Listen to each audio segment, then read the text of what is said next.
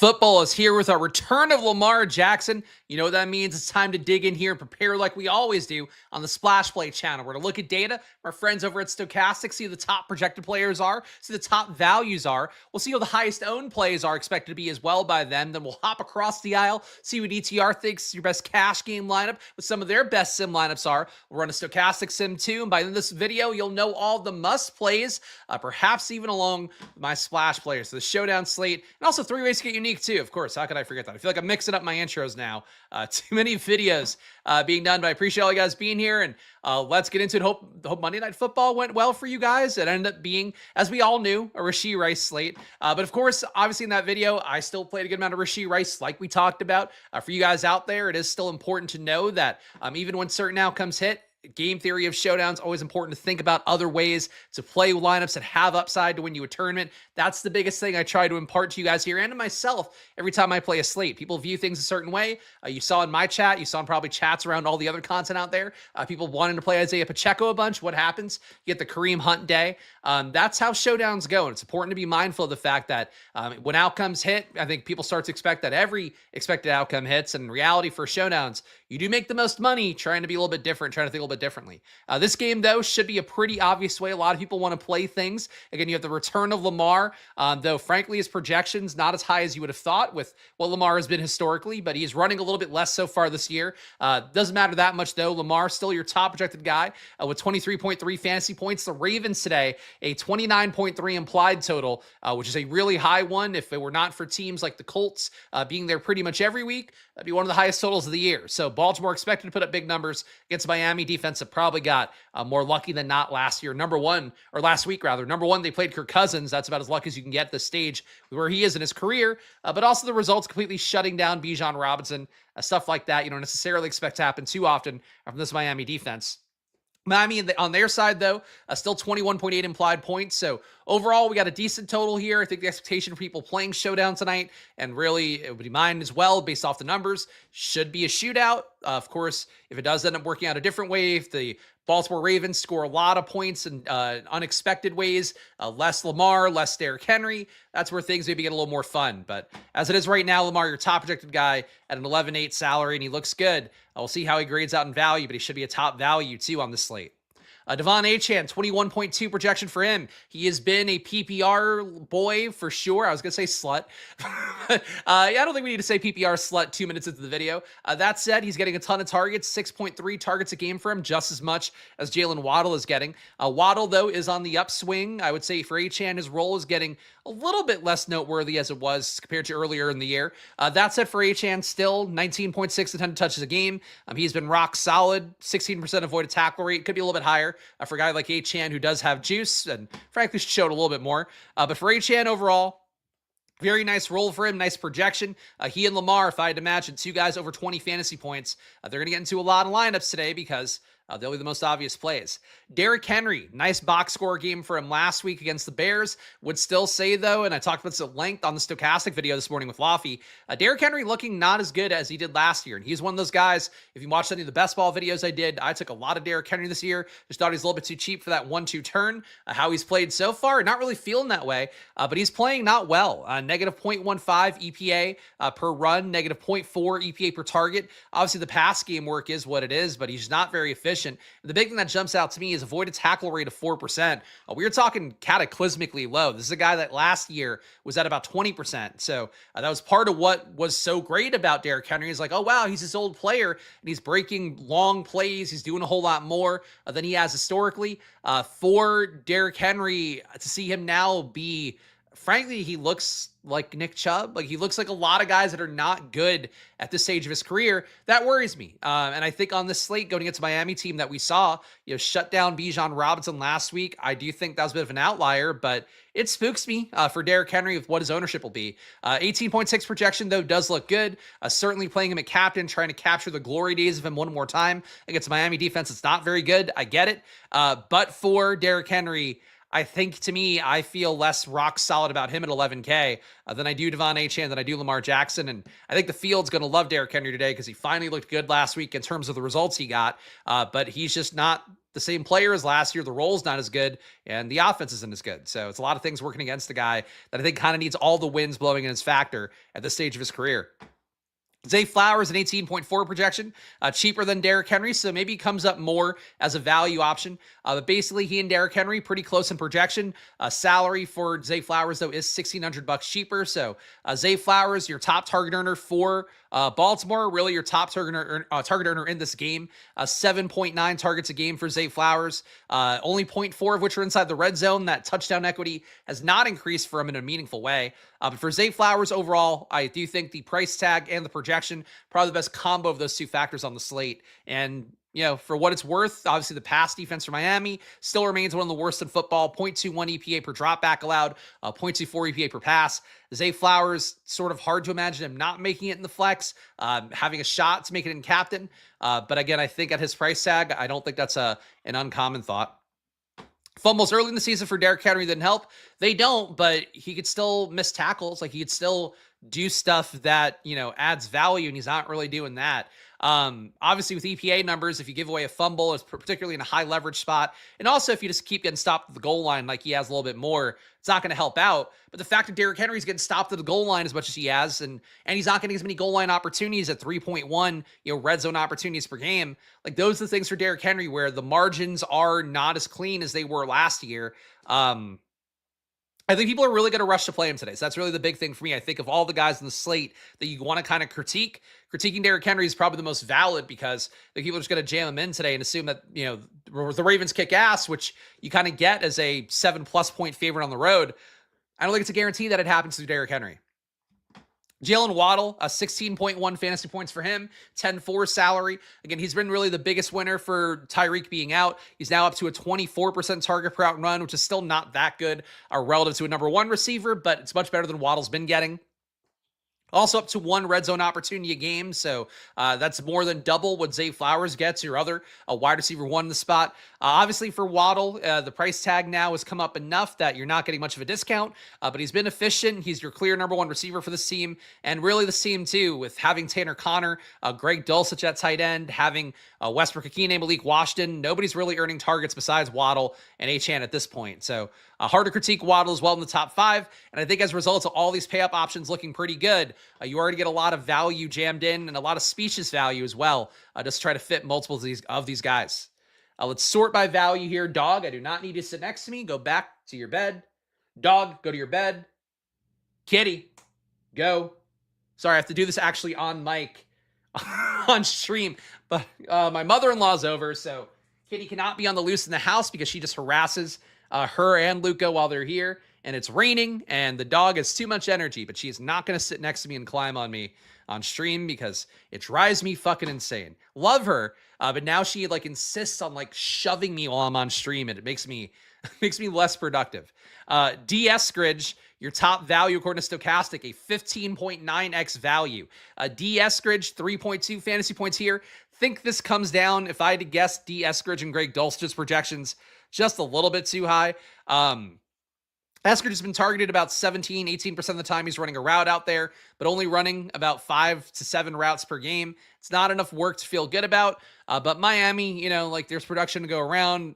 I think I get the logic into wanting to play some Eskridge, but like him, Cedric Wilson, who played more snaps last week, those guys are all kind of the same players. They're barely in the rotation. For Miami, they might just get out there more because the tight end situation is so dire. Alec Ingold in the backfield, mostly a fullback, but does get the occasional target. Not really a play you're super excited about, but at $200 and a 1.9 projection, he probably deserves to be in some lineups if you're trying to cram in all the stars. Greg Dulcich played, I believe it was 17 snaps last week. No, 19 snaps last week in his Miami debut. That was significantly behind Tanner Connor, who played 31. For Dulcich, I think people still will play him on a Thursday night slate because they know the name, and now he's, was back in last week, but he didn't command a target in his snaps out there. I'm not sure for Dulcich, he's the kind of player that is as good as the market's perception of him, will be. Ran 7 routes in that debut. Tanner Connor's averaging 11 per game. These guys are pretty similar plays, but if Stochastic's going to push Dulcich, I don't think Tanner Connor's a good play, but if they're going to push Dulcich heavy, I think playing Tanner Connor a certain amount probably makes some game theory sense. Isaiah Likely is playing the exact same amount of snaps the last 2 weeks as Mark Andrews. He's only 2K. He has been really awful at commanding targets so far this year. Only a 7% target per route run, which is about 1/3 of how many targets as Mark Andrews is getting per route. That said, for Likely, playing that many snaps at this point, being back out there and not having a big day yet, I think he's a really compelling play at 2K when I do think people chase these super cheap plays a little bit more than they probably should. Lamar Jackson, despite being the highest projected guy in the slate, he's your top 5 value here. But really, there's a lot of kind of shitty guys that might come up if this data holds, these projections hold.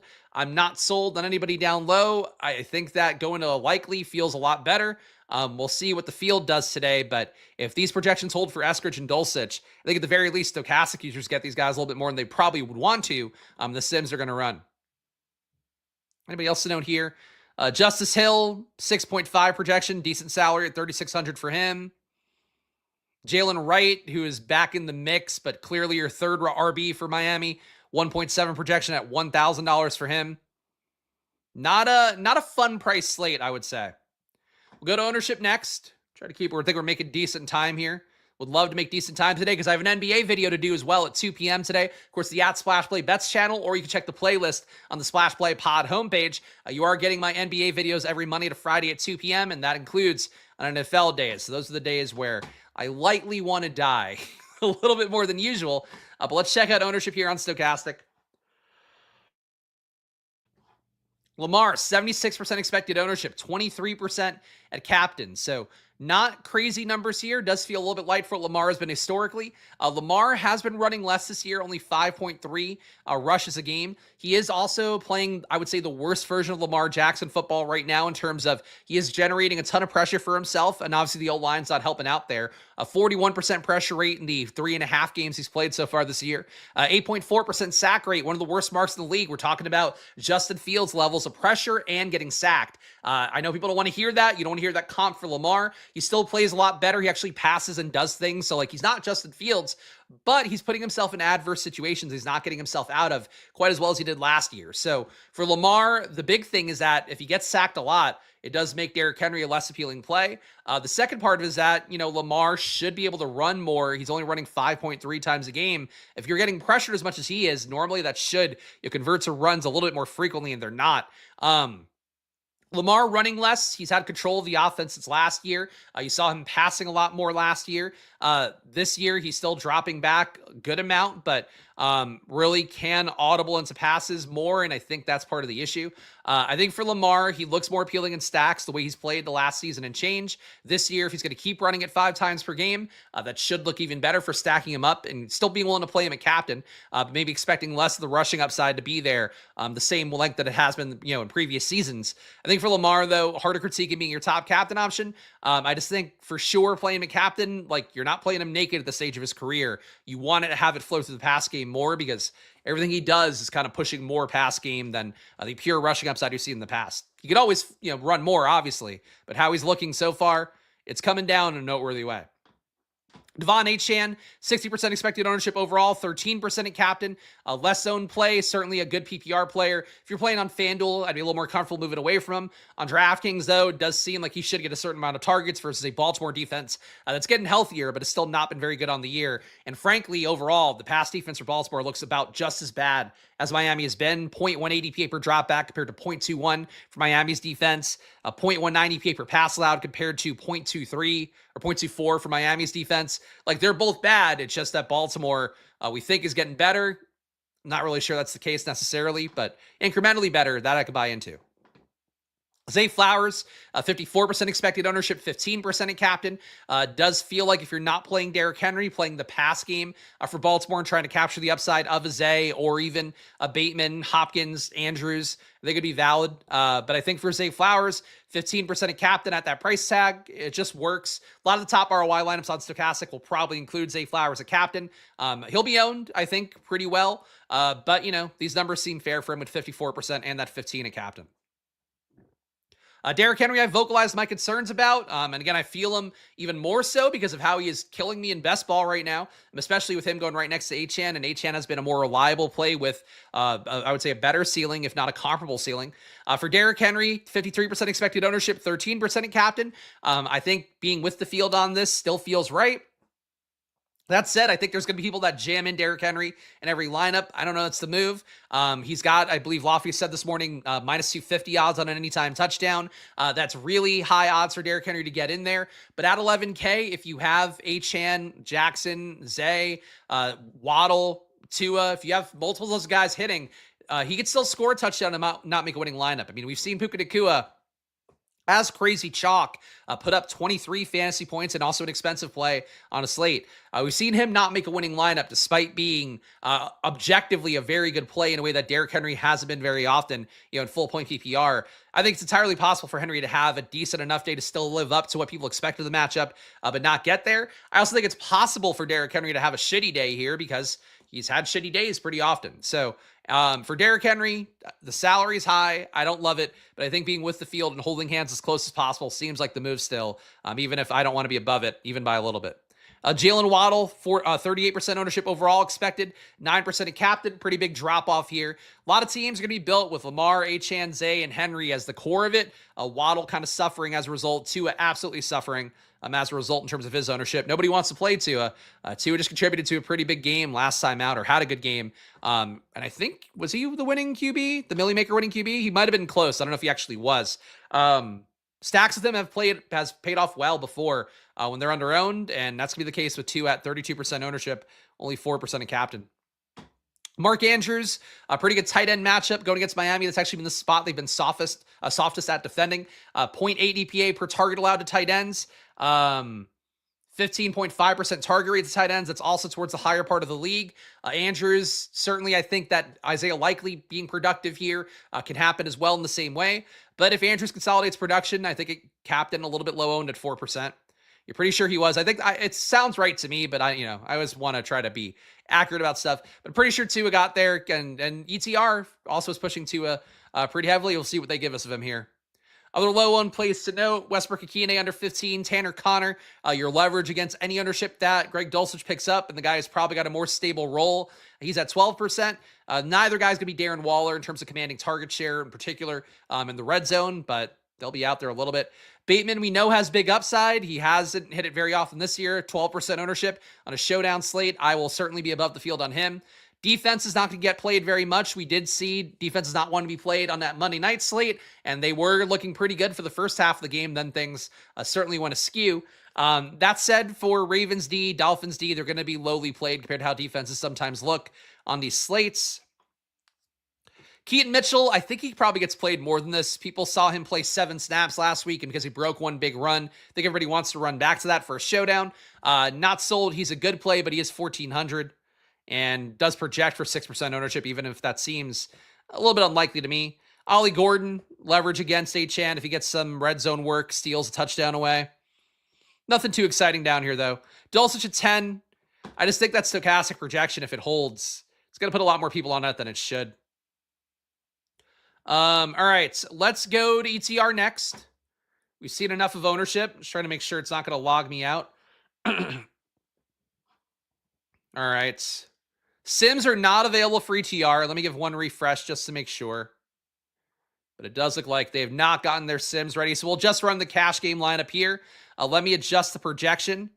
Does seem like they still have Lamar as their highest projected guy at a 23.44 projection. Achane number 2 at 20.1 or 20.2. So a little bit different than stochastic, but still directionally pretty much the same. Cash game lineup with ETR data. Achane at captain, Lamar Jackson, Derrick Henry, Malik Washington, Nick Westbrook-Akine, and Isaiah Likely. Isaiah Likely make it into the cash game. I thought Likely was going to be a sneaky play on the slate because he hasn't played well and the underlying numbers don't make you think he's playing well. But as Utical's mentioned a lot of times on the streams he does with our old pal Pete Overzet, just expecting guys to get back to normal and at least produce something close to league average, if not, where they've been historically. Likely is so under league average, let alone where he's been historically while playing the exact same amount of snaps as Mark Andrews for 2 straight weeks. Like, I think that for Likely, he's got to play better at some point. That said, if he's coming into cash game lineups, I don't know that's where you want to be. I think you'd almost rather go Mark Andrews then. But Likely is in 96% of these top 25 lineups with no variance put on, and he's also in the cash game lineup. So that's a little worrisome. Overall, Lamar is in every lineup. Not a surprise here. I would think if you play Derrick Henry at captain, considering not playing Lamar in that lineup might be an appealing way to capture one chalky outcome while fading one. And obviously, Lamar is a chalky outcome here. He's also captain in 76% of these top 25 lineups, so Lamar will be owned everywhere. I feel like that's not a surprise. Likely an Achane in almost every lineup, and then there's a pretty big drop-off. Malik Washington, only 60% of these lineups. Andrews in 44%. So really, Lamar is your guy is going to get in everywhere, and right away, if you were to fade him today, that'll make you very unique, very different on the slate, but, it's not always a good thing, as we know. Player stacks, I don't think there's anything to note here, really. Stack construction, we are getting mostly Ravens dominant builds.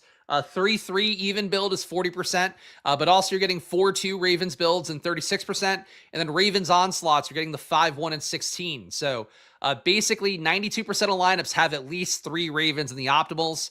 Obviously in a tournament that'll get played a little bit less, but if you were to capture a Dolphins dominant build or a Dolphins blowout, that would get unique.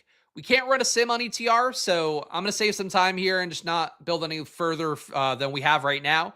But ETR data does seem, not a surprise, favoring Lamar, favoring Likely more than I would have thought. And let me check Stochastic's Likely projection real fast. Your Likely is 6.6 for Stochastic, 6.7 for ETR. So honestly, Likely might make it a lot on both sites, but all right.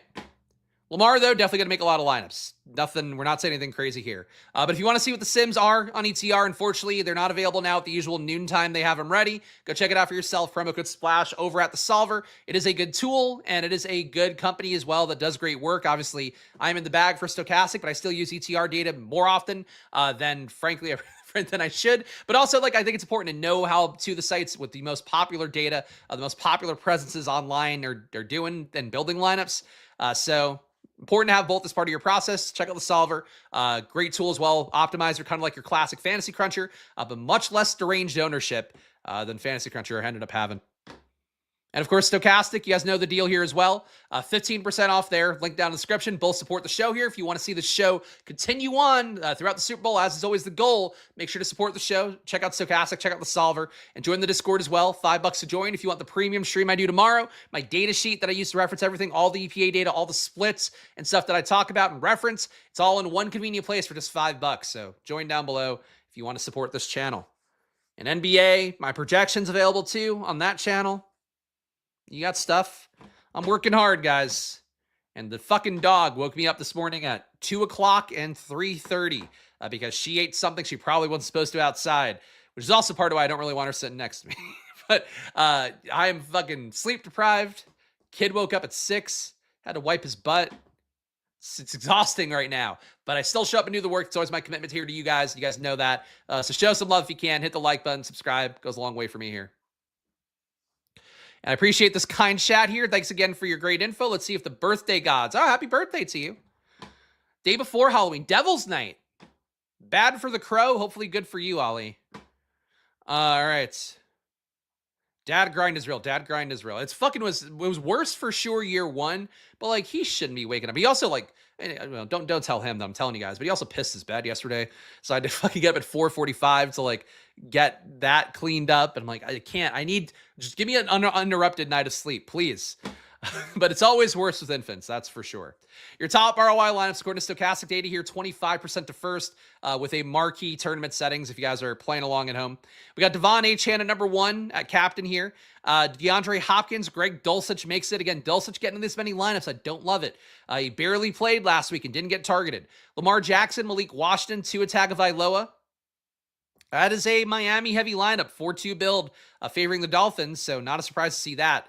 Number 2, we have Lamar Jackson, Devon Achane, Greg Dulcich, Isaiah Likely, Rashad Bateman, Zay Flowers here, so leaving good amount of money on the table here to play a Lamar stack. Dulcich getting in again, though. Just hate it. Number 3, Zay Flowers, Isaiah Likely, Jalen Waddle, Lamar Jackson, Riley Patterson, Tyler Loop. This one doesn't have Dulcich in it. Leaves 1,100 on the table, and it's important to note here, your top 4 lineups leaving at least $1,000 on the table. That's the price for playing the chalk today, it looks like. Number 4 is Zay Flowers, a Baltimore 5-1. D. Eskridge makes it. Derrick Henry makes it. Lamar Jackson, Mark Andrews, and Rashad Bateman. So heavy stacking of Lamar here for him to not be a captain. Feels like it's tough to expect Andrews, Bateman, and Zay to make it a captain with Lamar and Henry making it. That's a lot. I don't know if I love that lineup. But yeah, number 4 ROI lineup for Stochastic. Trust that more than me every time. Number 5, Jalen Waddle, DeAndre Hopkins, Derrick Henry, Isaiah Likely, Lamar Jackson, Malik Washington make this one. That feels like it's going to be duped more than 0. But okay. Overall top ROI lineups. We got Greg Dulcich, 46% ROI at captain, 8% ROI in the flex. I got to think they correct this. Like, Dulcich is plus 800 to catch a touchdown today. I know that, like, there's a big vacancy left behind, and it's something that maybe draft Aaron Waller in best ball. Like Johnny Smith last year at tight end, they really tried to get him the ball in the red zone. Then Waller comes in, they try to give him the ball in the red zone.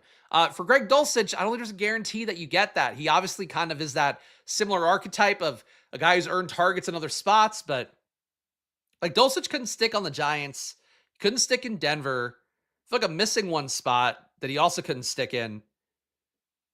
And, you know, it's nice that he got 20 snaps his first game for Miami. I don't think it's a guarantee that it goes up that much.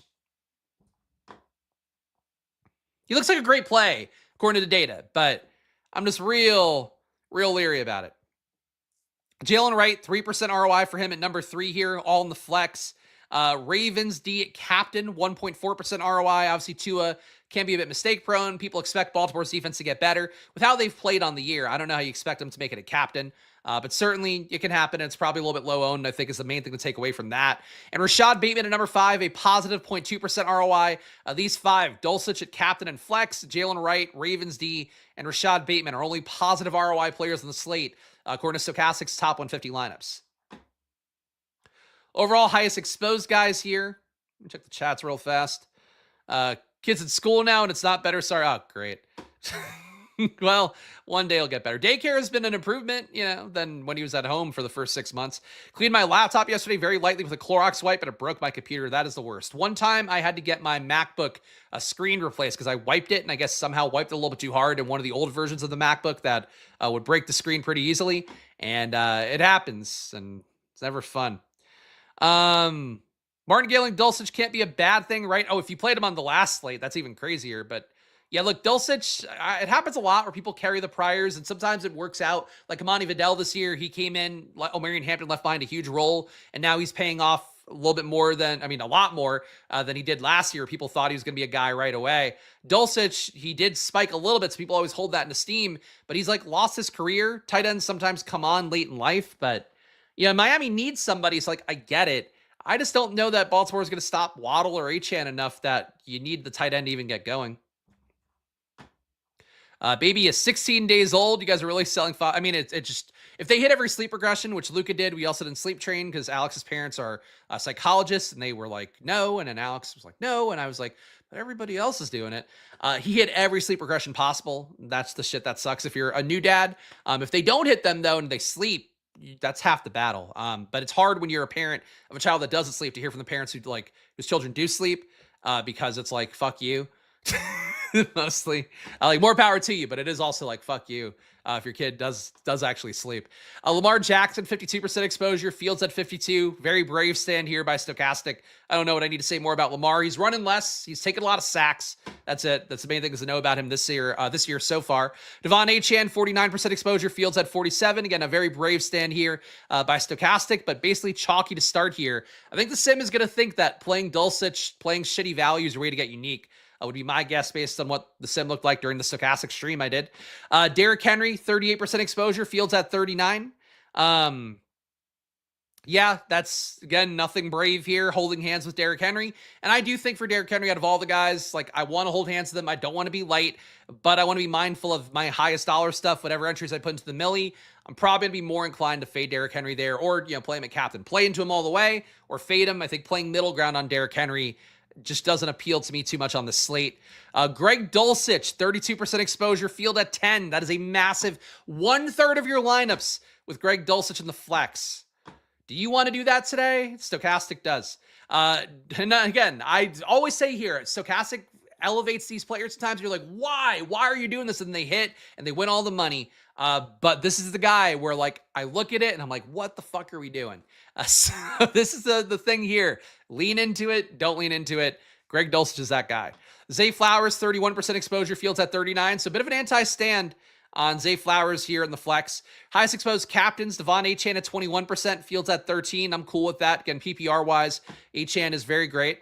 Lamar Jackson, 17% exposure, field at 23. So coming in low on Lamar at captain, which I think reflects just him not playing for the same upside this year so far. Zay Flowers, 17% exposure captain, fields at 15. So a little bit of a positive stand, but not a big one for Zay Flowers. And Derrick Henry, 12% at captain, fields at 11. Waddle, 8% of captain, fields at 10. No stands here. So let's see what the highest leverage plays are. Greg Dulcich, give him that one. Dulcich, 22% leverage. Not a surprise in the flex. We just kind of saw that number. Rashad Bateman, 2x the field. That's easy. You don't even have to give up 20% exposure to Bateman. You still get 2x the field. Happy to do that. He'll lose money very often with how he's played this year.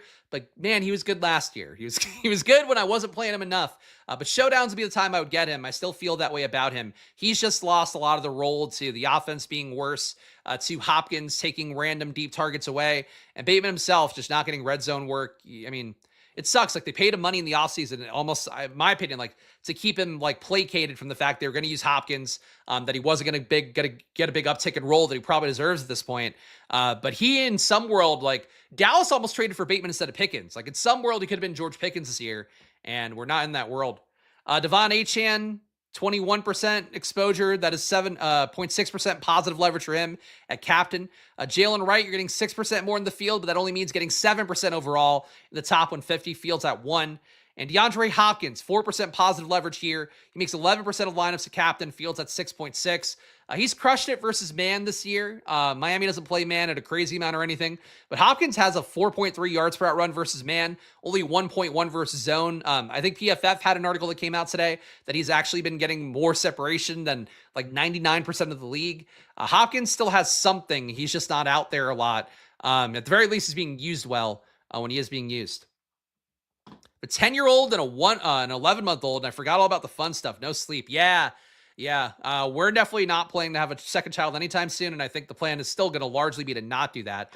But if, like, God forbid if we do, like, once you're out of the woods, like, I don't know how you go back in. That's really how I feel about it.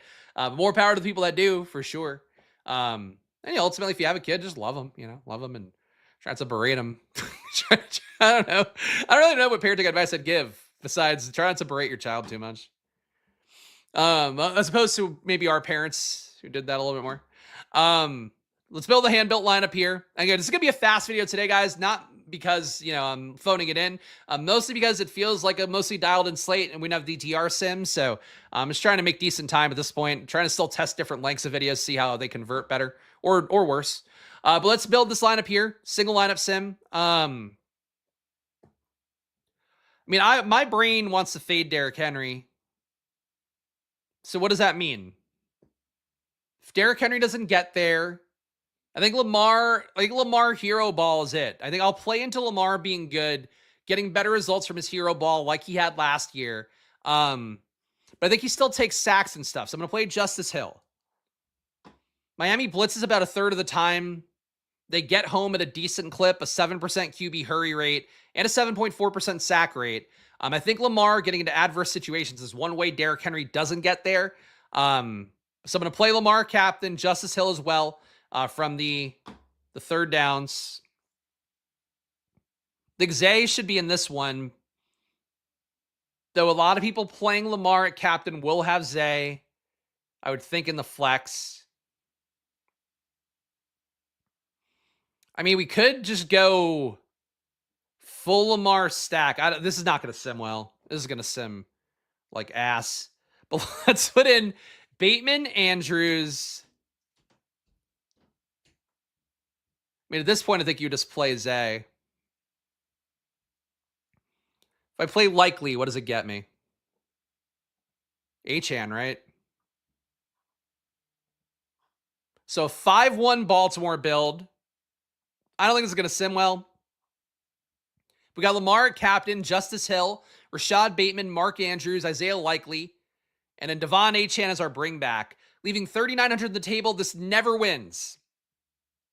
You could be in a multiverse with a million different doors, and this lineup apparently will never win us any money, not even once. So let's go back to the table here. Let's plunk in Zay Flowers. Let's build a better projected lineup. I think this will be the way to try to do that. We'll still play Achane here. So Lamar, Justice Hill, Achane, Andrews, Zay. So a more legit Baltimore stack that if he's going to hit it captain, it's easier to hit that ceiling. 2,900 left. At this point, I would just play Likely too. All right, let's try it with Likely. I think this is just a 1v1 swap then. We're leaving 900 on the table. Quadruple stack with Lamar at captain. Okay, this is it. Done. 0.3% win rate, 47% ROI. I just don't think it liked me giving up the Zay Flowers projection for Bateman. But like for game theory sense, that's still like, that still makes sense. You're just giving up too much projection because Zay Flowers is at, what, an 18-point projection? Zay's at 18.4. Bateman's at 7.9.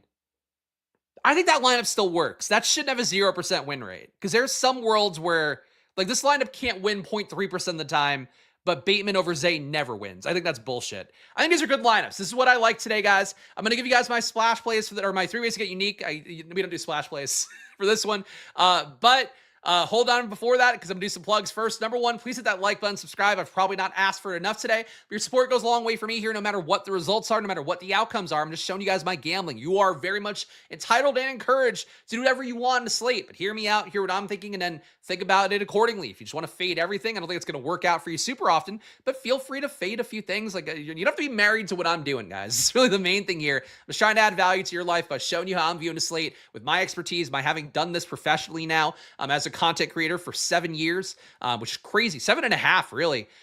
So that's what I'm here for, guys. Of course, every Monday, Thursday slate. Tomorrow, the main slate as well. Premium video tomorrow as well. Right after that, check out Stochastic, 15% off all the cheap stuff, all the expensive stuff. It's all 15% off in perpetuity. That includes their sims. That includes just the data. That includes their lineup generator. So check it all out. It does support the show. Half the money you pay to Stochastic comes back to me, and it's a big way I'm able to do what I do. And it's our best affiliate month yet, so I'd like to keep that momentum going because I'm always worried the bottom's going to drop out anytime. That's the joys of working for yourself. And Solver too, link down below, promo code SPLASH if you want to check that out. All right. Ways to get unique on the slate. I mean, fading Lamar would be it. I think that's a pretty obvious one. Again, doesn't mean it's a good thing, but like Lamar will make the vast majority of lineups. People will not be able to imagine a world where he doesn't make it. And yes, it's very likely that he makes it. That said, he has been more of a fuck up this year than he's been at any point in his career. And I don't think it's great that he has as much control as he does over the offense. Like it worked out well last year, kind of fell apart in the playoffs. This year, he's got control again. He's taken way too many sacks, playing too much playground ball. It can run hot, and I think that's what I would be hoping when I'm playing Lamar at captain. But like, Lamar's not 100% the same Lamar as he was last year, and I think he ran hot last year, and now he's running cold. So just keep that in mind. Second way to get unique on the slate. I mean, I don't think this is a fun one, but playing defenses just seems underplayed. I just have to say that because, like, on a showdown when defenses aren't played, that's right when they make it more than you'd like to. That might be a bonus. Other ways to get unique.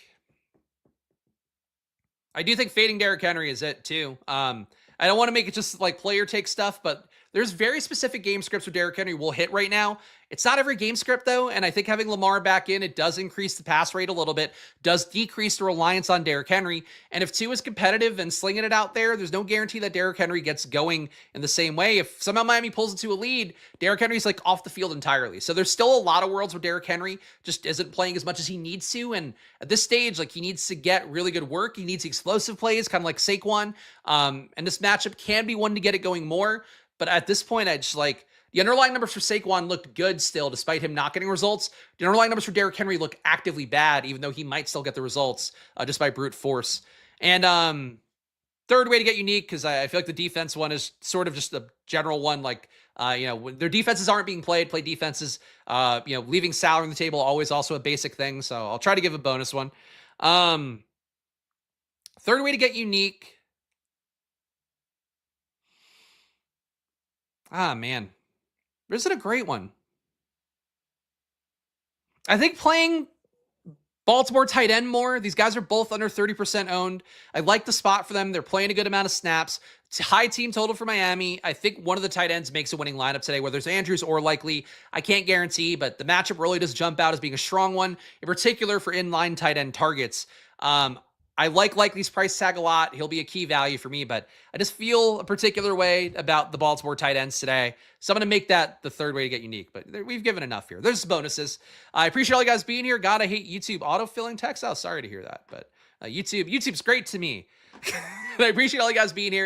You can hit that like button, subscribe. Goes a long way for me here. Just one dude always showing you my gambling. I will be on the NBA channel in an hour and change at Splash Play Bets. You can also check the playlist on this very channel. And if you're on Twitter, you'll also see it on there flowing through the channels. As always, back tomorrow for the main slate. Not your final takes video, but it's basically your final takes video. Must plays video / my final takes on Friday, 12 p.m. Premium video, 1 p.m. I'm also on Stochastics morning video tomorrow for NFL at 10 a.m. Literally 4 hours of stream for me in about 5 hours on a Friday. You're going to be crushing it on Halloween. Join me for that then. Make sure to gamble responsibly, guys, even though it is always money time here. Follow me at Chris Spags. Follow the channel at Splash Play Pod, whether it is on YouTube or on Twitter. And I will see you guys tomorrow for more, or on the NBA channel in an hour and change. But enjoy your days. Good luck, guys, and let's win some money. Let's do some good things. Let's dare to dream on this Thursday night slate. All right, good luck, guys. Bye.